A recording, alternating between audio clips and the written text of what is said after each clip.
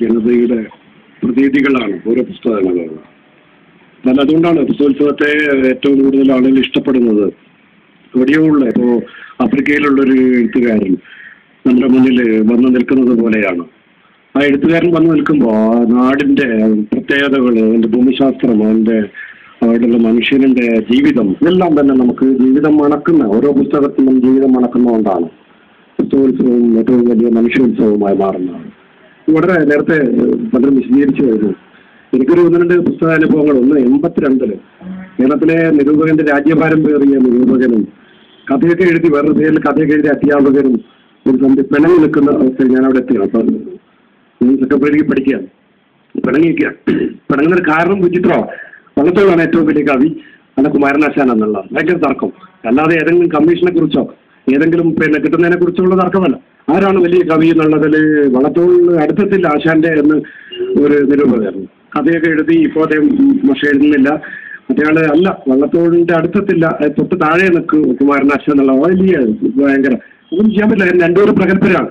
അപ്പൊ നടുക്ക് നിൽക്കുന്ന ഒരു അനുഭവത്തിൽ ഞാൻ ആകെപ്പാടെ ഈ രണ്ടുപേരുടെ ചൂടേറിയ വായനയുടെ ഒരു വലിയ സുഹൃത, രണ്ടുപേരും ചെയ്യുന്നത് വായനയുടെ ഒരു വലിയ സുഹൃത. ആ ഒരു വരികളിങ്ങനെ ഓരോ വരികൾ ചൊല്ലുക, അതിന്റെ ഒരു ഗാംഭീര്യം നോക്കുക എന്ന് പറയാം, അത് തിരിച്ചിപ്പുറത്ത് ചൊല്ലുക, ഇതിന്റെ നടുവിൽ അത് കേട്ടു നിൽക്കാനുള്ള ഒരു സൗഭാഗ്യം എനിക്കുണ്ടായിട്ടുണ്ട്. ഇപ്പോൾ അങ്ങനെയൊന്ന് പ്രയാസമാണ്. ഇന്നത്തെ ഒരു കാലത്ത് തീർച്ചയായിട്ടും വായനയൊക്കെ നടക്കുന്നുണ്ട്. പുസ്തകങ്ങൾ ചിലപ്പോൾ അലമാരകളിൽ വളരെ ഭംഗിയാണ്. യു കെ കുമാരന്റെ ഏറ്റവും പുതിയ കഥയിൽ പുസ്തക കടയിൽ പോയിട്ട് പറയുന്നുണ്ട്, എനിക്ക് കുട, വലിയ കുട എന്നുള്ളൊരു കഥയിൽ പറയുന്നുണ്ട്, അലങ്കരിച്ചു വെക്കാൻ പറ്റി നല്ല കവറുള്ള പുസ്തകങ്ങളൊന്നും എടുത്തു വെച്ചേക്കണം എന്നുള്ളതാണ്. തീർച്ചയായും അതിന് കഥയുടെ ഉടമസ്ഥൻ പറയുകയാണ്, ഇങ്ങനെയുള്ളവരും കൂടിയാണ് ഞങ്ങളെ ജീവിപ്പിക്കുന്നത്. വളരെ ആദരവോടുകൂടി അയാളുടെ പെരുമാറിയതിന് ശേഷം പിന്നീട് അയാൾക്ക് വല്ലാതെ വേദനയൊക്കെ തോന്നുന്ന ഒരു കഥയുണ്ടാകണം. പുസ്തകങ്ങൾക്ക് ഇന്ന് വലിയ തോതിലുള്ള, അത് പറയുമ്പോൾ തന്നെ നേരത്തെ ജോ സാർ പറഞ്ഞ പോലെ ഈ വായന വളരെ പ്രധാനം തന്നെയാണ്. ലോകത്തെമ്പാടുമുള്ള ഒരു പ്രസാധകനെ വരെ പിന്തള്ളിക്കൊണ്ട് ഒരു എഴുത്തുകാരൻ സ്വയം എഴുത്തുകാരന്റെ ആധിപത്യം വരെ പ്രകടിപ്പിക്കാൻ പറ്റുന്ന ഈ വായന ഒട്ടും നിസ്സാരമല്ല. പക്ഷേ പലപ്പോഴും ഈ പണ്ഡിതന്മാർ പലപ്പോഴും പ്രശ്നം ഉണ്ടാക്കുന്നതാണ്. സാധാരണഗതിയിൽ ഏതെങ്കിലും പ്രത്യേക ഒരു പേജ് മാത്രം എടുത്തിട്ട് വായിച്ച് പഠിച്ചു എന്നിട്ട് ആധികാരികമായി സംസാരിക്കുന്നവരെ കൊണ്ട് നിറഞ്ഞൊരു അന്തരീക്ഷവും ഇന്ന് ഉണ്ട്. വളരെ എളുപ്പമാണ്. ഇന്ന വിഷയത്തെക്കുറിച്ച് പറഞ്ഞ് ലോകത്തിൽപ്പെട്ട പ്രധാനപ്പെട്ട ആൾ പറഞ്ഞപ്പോൾ ഇയാൾ മുഴുവൻ കിട്ടിയില്ല. അയാൾ പെട്ടെന്ന് വരുമ്പോൾ ഇത് വായിച്ച് പഠിച്ച ആളെ അപ്രസക്തമാകുന്ന രീതിയിൽ വരെയുള്ള ഈ പുസ്തകങ്ങളെ സംസ്കരിക്കുമ്പോൾ ഈ വായനയുടെ അമിത പ്രാധാന്യം വരുമ്പോൾ ഇങ്ങനെ ഒരു വിപത്തിലേക്ക് കൂടി നമ്മൾ എത്തിച്ചേരുന്നുണ്ട്. അത്ര ഒരു വിപത്ത് ഇന്ന് തീർച്ചയായിട്ടും ലോകത്തുണ്ട്. ഈ പണ്ഡിതന്മാരുടെ നെറ്റിലൂടെയുള്ള പണ്ഡിതന്മാരുടെ ഒരു ഘോഷയാത്ര നമ്മൾ നടക്കുന്നുണ്ട്. യഥാർത്ഥത്തിൽ സൂക്ഷ്മമായ അന്വേഷണം നടത്തിയ മനുഷ്യനെ പിന്തള്ളിക്കൊണ്ട് ഇങ്ങനെയുള്ള പെട്ടെന്നാണ്. അപ്പോൾ ഇപ്പോൾ പരിസ്ഥിതിയെ കുറിച്ചിട്ട് ലോകത്തിൽ പ്രധാനപ്പെട്ട പറഞ്ഞ എല്ലാം ഉടനെ പെട്ടെന്ന് ആ പേജുകൾ കിട്ടുക.